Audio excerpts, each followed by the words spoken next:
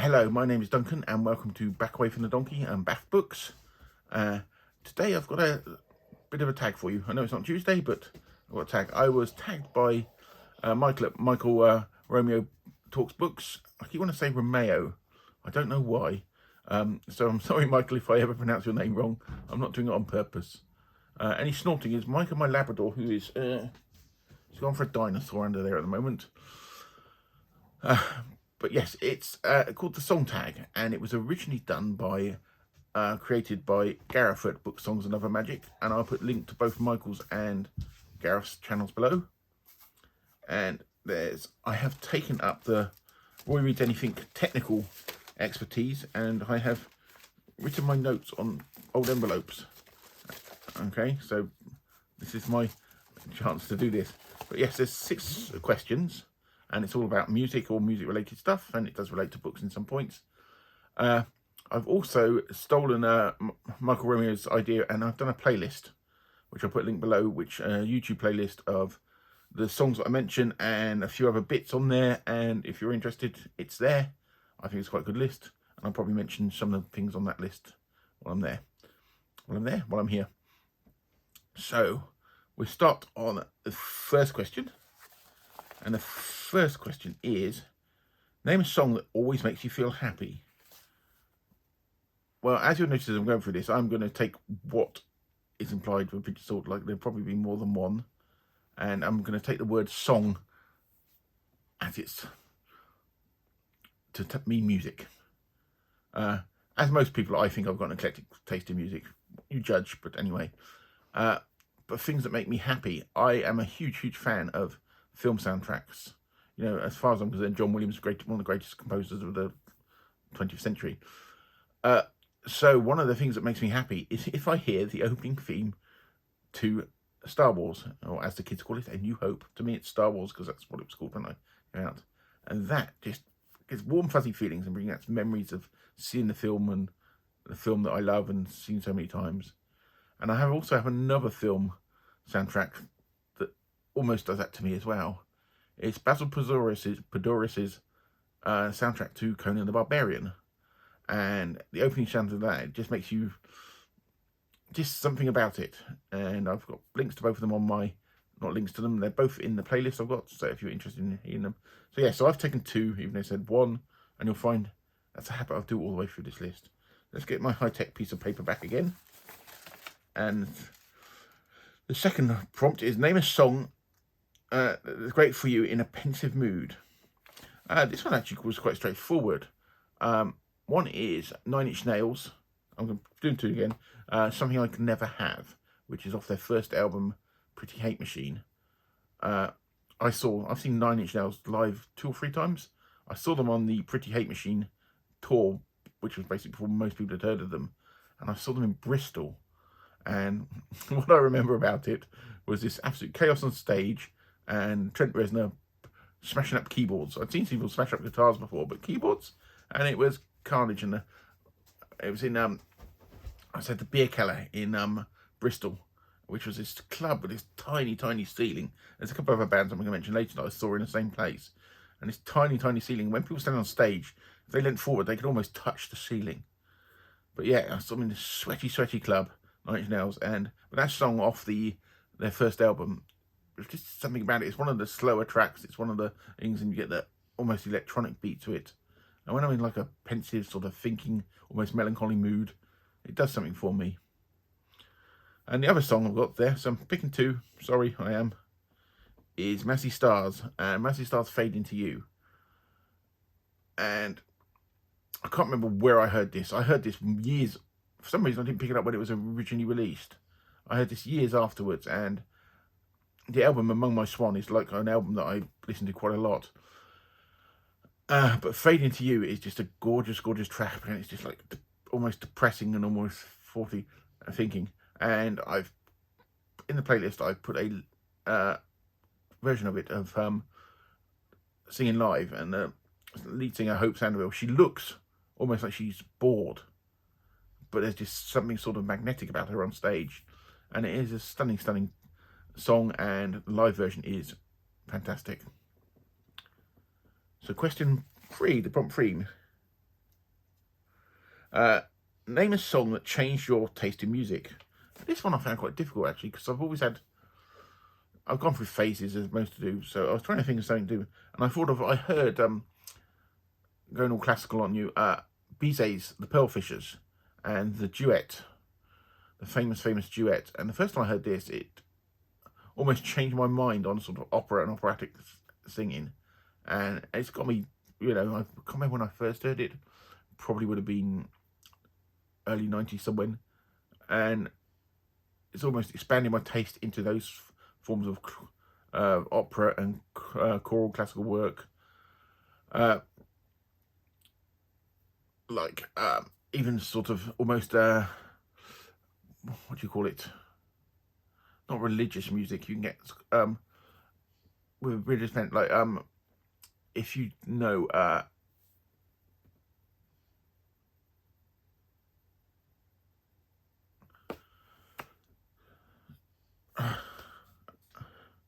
okay, it's my second go at this.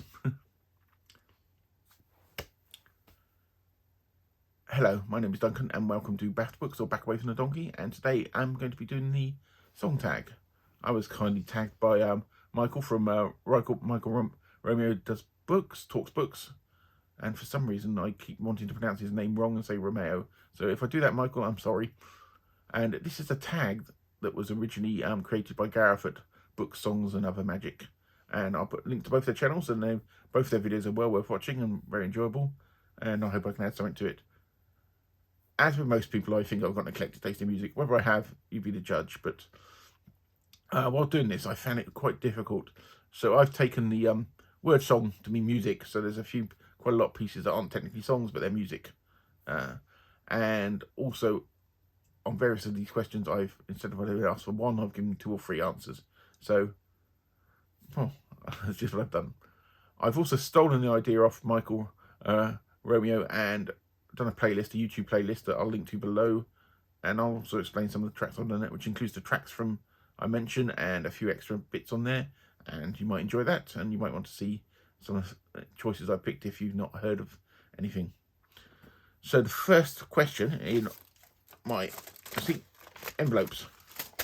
This is taking a hint off of Roy from Roy Reads Everything. I'm going as high tech as he does with his signs. Basically, it was all I could find to write a scribble on short notice. So the first prompt for this is name a song that always makes you happy. I'm going for music. I'm a huge fan of film soundtracks. Obviously, I was at an age that I saw Star Wars at the cinema in 1978. It hit England, which is when I saw it, and I was a grand age of 10 years old, so I had the perfect thing. So that music always brings something to me, and I think John Williams is an absolute genius and one of the greatest composers ever. So always makes me happy is when I hear the opening bars, literally the opening sound of the Star Wars theme, and it just does something, brings warm feelings to me, makes me think of the film, makes me think of lots of memories of me originally going to see the film with my dad when I was 10 years old on a boiling hot day.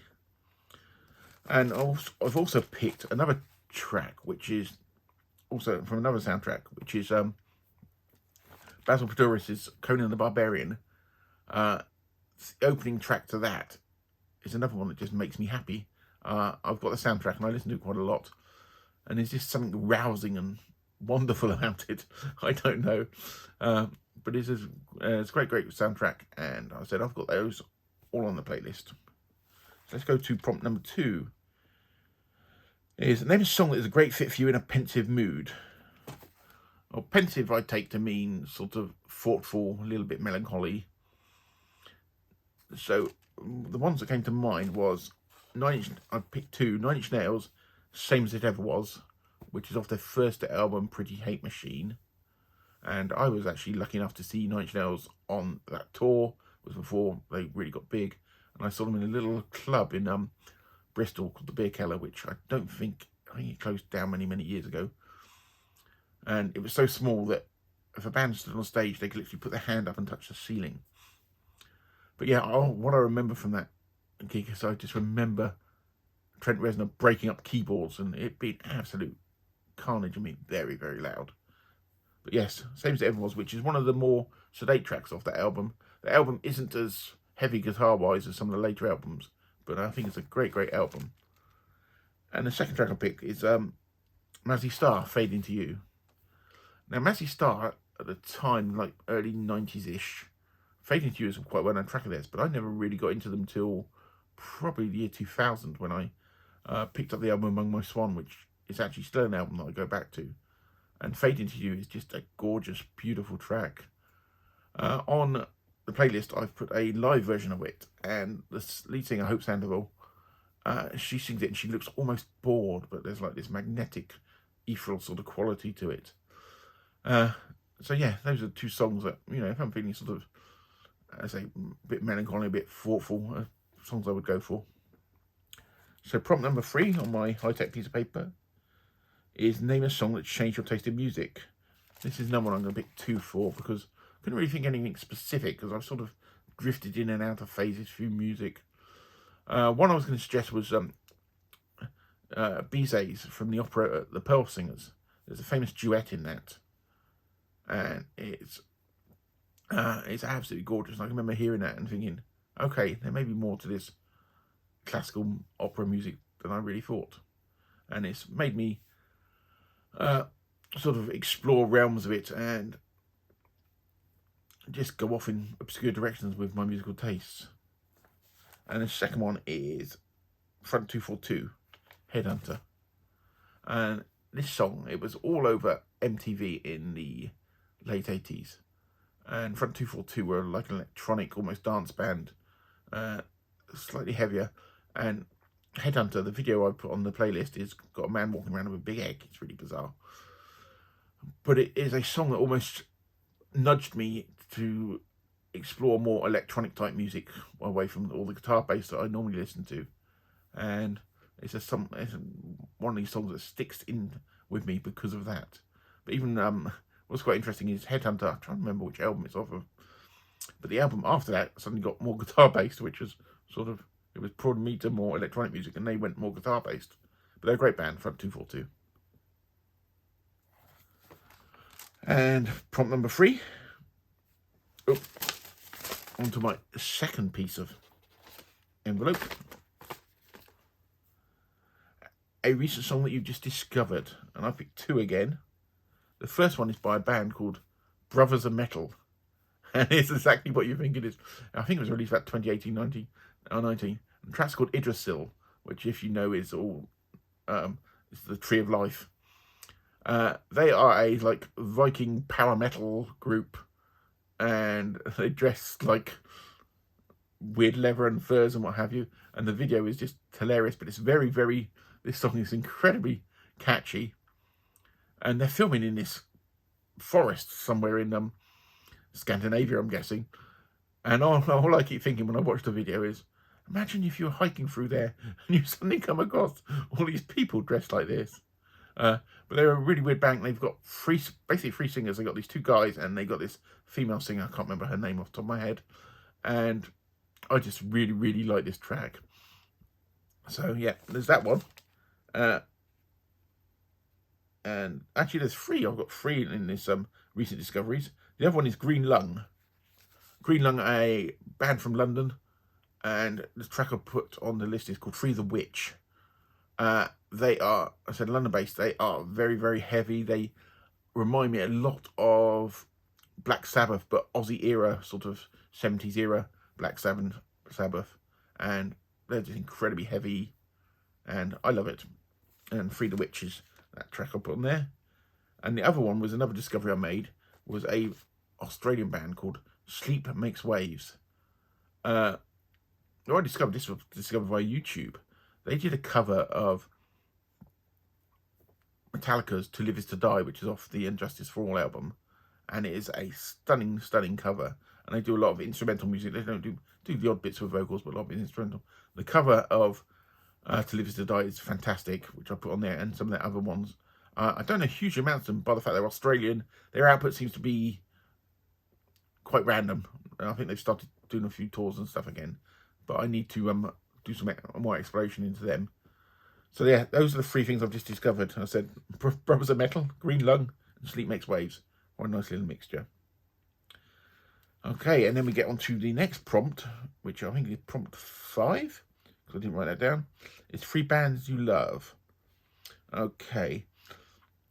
Soundgarden, another band that I saw in that club I was on about in Bristol, and Chris Cornell with the most fantastic vocals ever.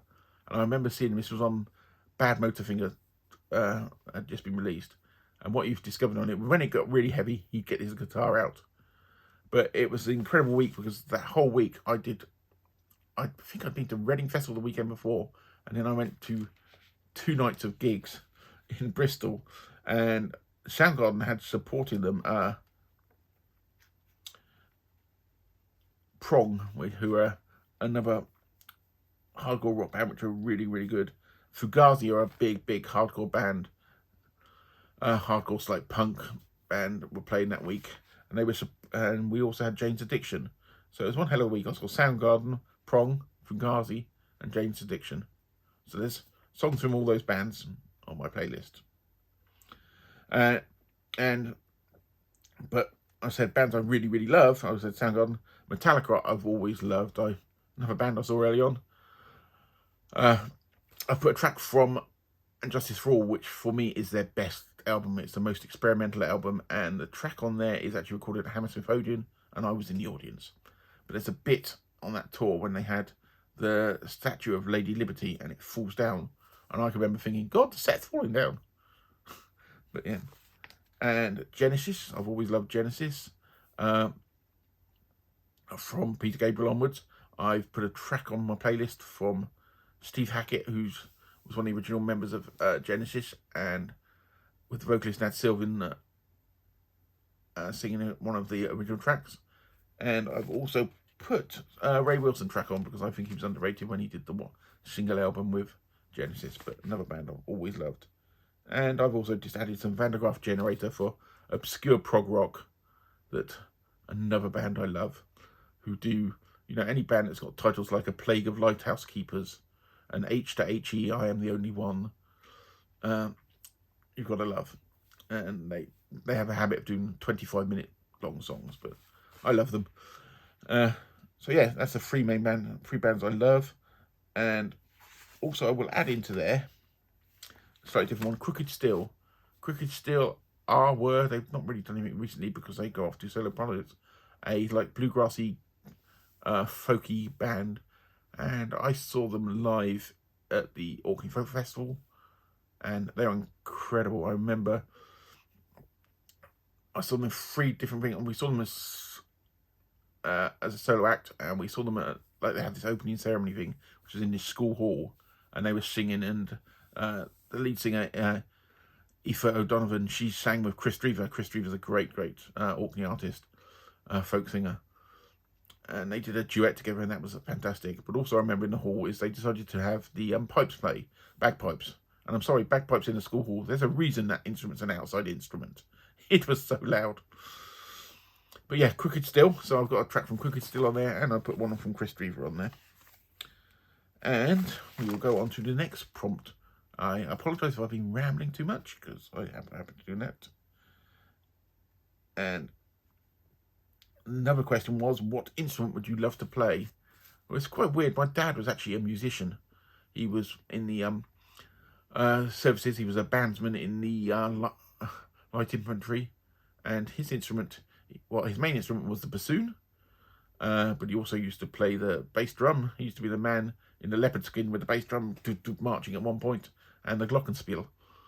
But he was a musician, and for some reason he never sort of tried to teach us music. I don't know why, but he didn't.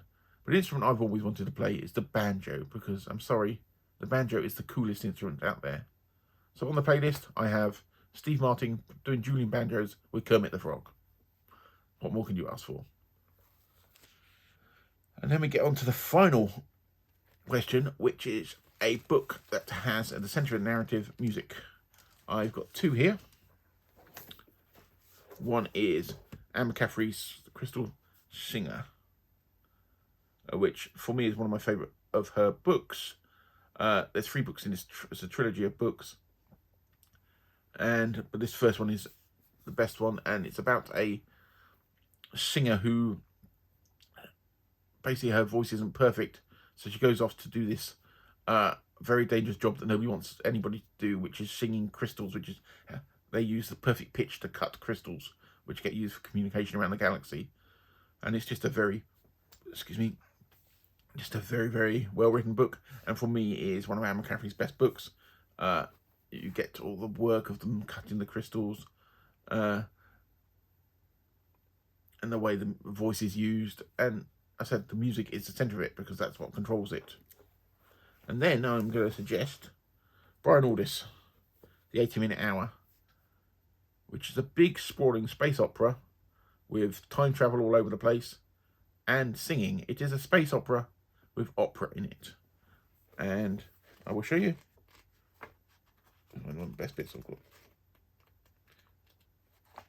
You have huge lumps of text. Oop.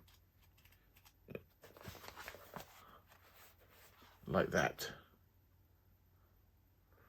But it's after World War III, and there's lots of weird things going on, and it's Brian Aldiss, and it's written beautifully, and it's worth reading. So Brian Aldiss, The 80-Minute Hour. And that's my suggestion of that. I'm not going to tag anybody, because looking around, I think everybody seems to have done this tag. But if you've not done it, feel ahead and go it. And I said, check out the playlist below. Check out Michael's channel. Check out Gareth's channel as well. And I will speak to you all very soon. Bye-bye.